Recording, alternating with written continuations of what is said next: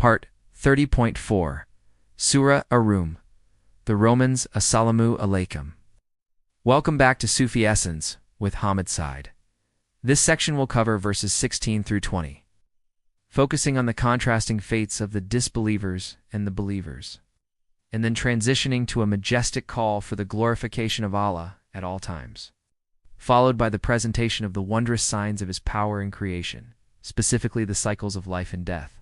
We now proceed to a new segment of our profound journey through Surah Ar-Rum, transitioning from the dramatic finality of the Day of Judgment to the daily reality of devotion and the continuous revelation of Allah's power in the natural world. This section, spanning verses 16 through 20, serves as a crucial spiritual bridge. It begins by firmly defining the unchangeable fate of those who rejected the truth, thereby closing the topic of accountability. It then pivots to an inspiring, majestic command for the believers to observe the glory of Allah through the designated times of prayer and remembrance. Finally, it presents an eloquent argument for the certainty of the resurrection by drawing attention to the very cycles of life and death that are observable in our immediate environment, thus linking the grand cosmic truth of judgment back to the simple, accessible signs of creation. The entire passage is a profound lesson in spiritual wakefulness yaka, instructing the believer to infuse the entire day with the remembrance of the Creator, and to perceive the elam embedded within the most fundamental processes of the universe, ensuring that the heart never succumbs to the spiritual disease of heedlessness ghafla. The final distinction and the call to glorification, Kanzel Iman, Surah Ar-Rum, the Romans. Chapter 30, verse 16, And as for those who disbelieved and denied our signs, and the meeting of the hereafter, such shall be brought forth to the torment. This verse serves as the definitive and somber conclusion to the preceding discussion of judgment and separation. Having detailed the glory and honor awaiting the believers in the Garden of Delight, Allah now unequivocally seals the fate of their antagonists. The criteria for this final damnation are clear and are presented in a tripartite formula of rejection. And as for those who disbelieved and denied our signs, and the meeting of the hereafter wa amm, aladana kafar, wa kadar, bayitin, wa lik, il, kikirati. Firstly, they disbelieved kafar, committing the ultimate act of ingratitude by deliberately concealing the truth of Tawhid that was, inherent in their nature and presented by the messengers.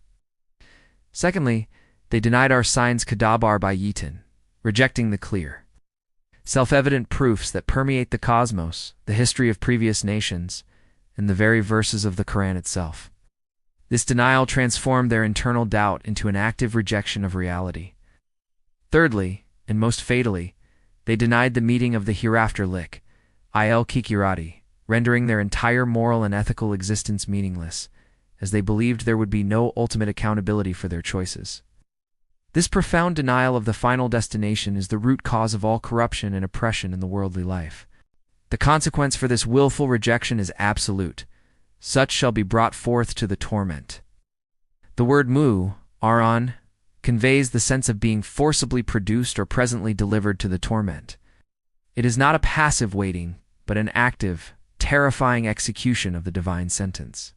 Their worldly denial of the fire will not prevent them from being brought directly before it.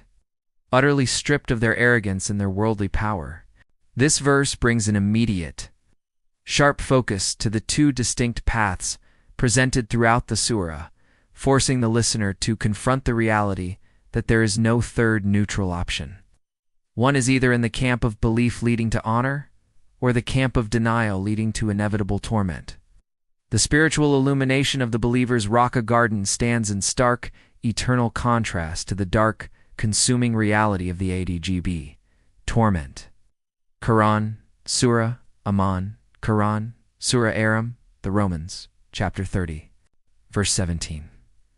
So glory be to Allah when you enter upon the evening and when you enter upon the morning. Having concluded the severe warnings of the disbeliever's final fate, the Quran turns to the purified hearts of the believers with a majestic, encouraging command that reestablishes the necessity of continuous disciplined remembrance and glorification tasbih. The verse is a profound directive to declare Allah's absolute perfection and transcendence, subhana, all during the pivotal moments of the day, when you enter upon the evening and when you enter upon the morning. These two times, evening Tumsan and morning. 2 by you. Perfectly encompass the day's cycle and the movements of humanity. The evening is the time of winding down, rest, and the turning away from worldly toil, making it a natural moment for reflection and surrender. The morning is the moment of renewal, emergence, and the commencement of effort, making it the perfect moment to reaffirm the intention to serve Allah in all endeavors. These phrases have been universally understood by exegetes and jurists to reference the prayer times, the evening covering the Maghrib and Isha prayers, and the morning covering the Fajr prayer. The command to perform Tasbih during these transitional moments is a spiritual method to anchor the soul. It ensures that the believer's consciousness is perpetually tuned to the reality of the Creator, protecting the heart from the spiritual encroachment of ghafla, heedlessness, that characterizes the disbelievers. By punctuating the day with glorification, the believer actively affirms the supremacy of the divine command over the demands of the material world, transforming the ordinary passage of time into an act of continuous, profound worship. Consignment, Quran, Surah Ar-Rum, the Romans, chapter 30, verse 18. And to him is all praise in the heavens and the earth. And in the late afternoon, and when you enter upon noon, this verse builds upon the command of glorification, establishing a comprehensive universal call to praise Wamd and completing the cycle of daily devotion by adding to more essential times. The statement, and to him is all praise in the heavens and the earth. Wa, lahu, awamdu, f, asamduwidi, wa, alardi, is a majestic declaration of Allah's sole worthiness of absolute adoration. It acknowledges that every perfect quality, every act of beauty, every instance of order, and every sustaining blessing found throughout the vast celestial and terrestrial realms inherently belongs to him, and is, in essence, a manifestation of his praiseworthiness. This places the human act of Tasbih and Wamd within the larger, eternal chorus of all creation, which perpetually praises its Maker. The verse then completes the temporal structure of devotion by adding, and in the late afternoon, and when you enter upon noon, wa ashian, wa ana, to hern. The late afternoon ashi refers to the time associated with the Asr prayer, the middle and most critical part of the day, a time when worldly fatigue often begins to set in, demanding a renewed spiritual effort. When you enter upon noon refers to the height of the day, when the sun is at its zenith and worldly activities are at their peak, corresponding to the Dur prayer. By establishing these 4 key periods, covering the morning, noon, afternoon, and evening, the verse mandates the complete systematic structure of the 5 obligatory daily prayers, placing the entire rhythm of the believer's life within the unshakable framework of devotion. The spiritual implication is that all human activity, no matter how engaging, must momentarily pause and submit to the greater reality of the Creator at these set times. The systematic glorification through the 5 daily prayers is the spiritual architecture that maintains the believer's connection to the eternal truth, preventing the soul from being swallowed by the material demands of the dunya. Consignment, Quran, Surah Ar-Rum, the Romans, chapter 30. Verse 19, he brings out the living from the dead, and brings out the dead from the living, and he revives the earth after its death, and thus shall you be brought out. After establishing the internal, personal duty of glorification, the surah returns to the external signs of the universe to provide an unassailable, observable proof for the concept of recreation and the resurrection. This verse presents 3 parallel examples of the divine power in the cycles of life and death. The first is the perpetual miracle of he brings out the living from the dead, and brings out the dead from the living. This refers to the continuous biological process, bringing a living chicken from a dead egg, a living plant from a dead seed, or a believer from a disbelieving lineage, and conversely, bringing a dead child from living parents, or a disbeliever from a believing one. The process is a seamless, mysterious interchange, where the perceived finality of death is merely a transition point for life, and vice versa. It proves the Creator's absolute continuous control over the fundamental energies of existence. The second, its most visible sign is, and he revives the earth after its death. This refers to the annual miracle of the dry, seemingly lifeless earth being restored to vibrant life by the descent of the rain. The parched, barren land of the desert, which appears utterly dead, suddenly bursts forth with lush vegetation and color, demonstrating the immense effortless power of renewal. This phenomenon is offered as the perfect tangible analogy for the resurrection. The verse concludes with the emphatic, inescapable connection, "And thus shall you be brought out." The manner in which the seed, the egg, and the dead earth are brought forth is precisely the manner in which human beings will be brought forth from their graves on the day of judgment. This connects the daily, observable miracles of nature to the grand eschatological event, making the resurrection not an abstract, far-off event, but a conclusion as certain as the return of spring after winter. The lesson is profound. The one who witnesses and accepts the daily, cyclical miracles of life emerging from death must, by intellectual necessity and spiritual consistency, accept the final resurrection of the human soul. Kanzul Aman Quran Surah Ar-Rum, the Romans, chapter 30, verse 20, "And of his signs is that he created you from dust. Then, behold, you are human beings scattered around." The final verse of this section shifts the focus from the general cycles of nature to the immediate, personal miracle of human creation, thereby bringing the argument full circle back to the self. As was initiated in verse 32:8, "And of his signs is that he created you from dust. Wa min ayatihi and kalakomin turban." The reference to dust turb is the ultimate reminder of human humble origin and our dependency on the earth's elements. From the most basic, inert, and inexpensive material, Dustala initiates the miraculous journey of human existence, with all its inherent complexity, consciousness, intellect, and spiritual capacity. The transformation is immediate and dramatic. Then, behold, you are human beings scattered around. The phrase "scattered around Tanta Urn" describes humanity's dynamic, widespread activity, our migrations, our commerce, our creation of civilizations, our debates, and our unique individual personalities spread across the earth.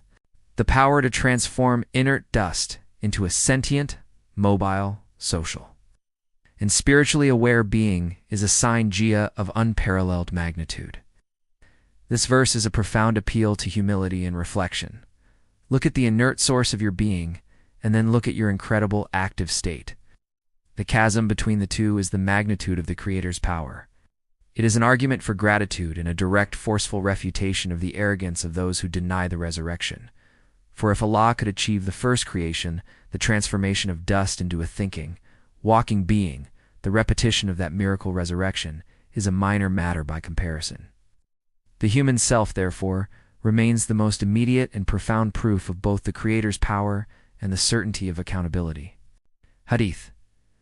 The verses in this section emphasize the absolute truth of the resurrection and recreation by pointing to the cyclical patterns of life and death in nature. The sincere believer accepts these signs with certainty and translates this conviction into daily, consistent acts of devotion, specifically the 5 obligatory prayers mentioned in the call to Tasbih, verses 17 to 18. The Prophet Muhammad, peace and blessings of Allah be upon him, taught, "The covenant between us and them is the prayer. So he who abandons it has committed disbelief." Sunan at-Tirmidhi 6-1, the chapters on faith. This powerful hadith provides the severe spiritual weight and crucial importance of the prayer al, which is implicitly commanded in the verses of Tasbih and Wamd. The Prophet, peace be upon him, designates the prayer as the covenant alad that distinguishes the believer from the disbeliever. The verses 30 minutes and 17 seconds Adian command the structured remembrance of Allah during the 5 key times of the day, transforming time into a sacred enclosure. This hadith confirms that adherence to this structure is not a mere ritualistic performance, but the defining essential characteristic of the true faith Emin. Just as Allah established the clear final separation on the Day of Judgment, verse 16, Prophet, peace be upon him, established the clear, necessary distinction in the worldly life. The one who abandons the prayer has broken the covenant and placed himself outside the clear boundary of belief. The spiritual integrity of the believer who accepts the certainty of recreation based on the signs in nature, verse 19, must be tangibly reflected in the consistent observance of the prayer, making it the most sacred and protective barrier against spiritual heedlessness, ghafla. Let us now supplicate, drawing from the profound lessons of these verses, asking Allah to grant us a deeper understanding and to guide our every step.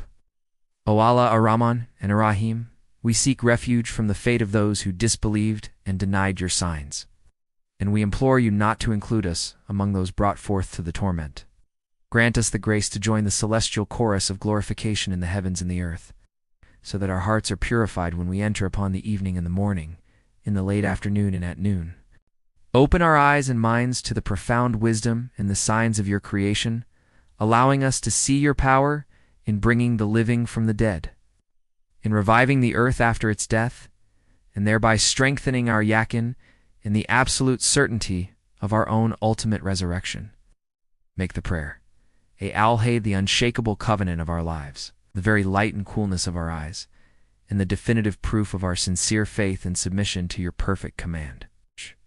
We praise you, for to you is all praise in the heavens and the earth, O magnificent one who created us from humble dust and then scattered us across the earth as conscious, striving beings. May Allah illuminate your heart and mind with the light of this divine ilm. May He make your channel a beacon of guidance for all who seek spiritual clarity and truth. May your efforts be a source of immense reward, and may you be granted the highest stations of paradise. May the peace and blessings of Allah always be upon you and your loved ones. May He grant you unwavering steadfastness on the path of truth. And may your work be a testament to His magnificent names, Ar-Rahman and Ar-Rahim. Amin.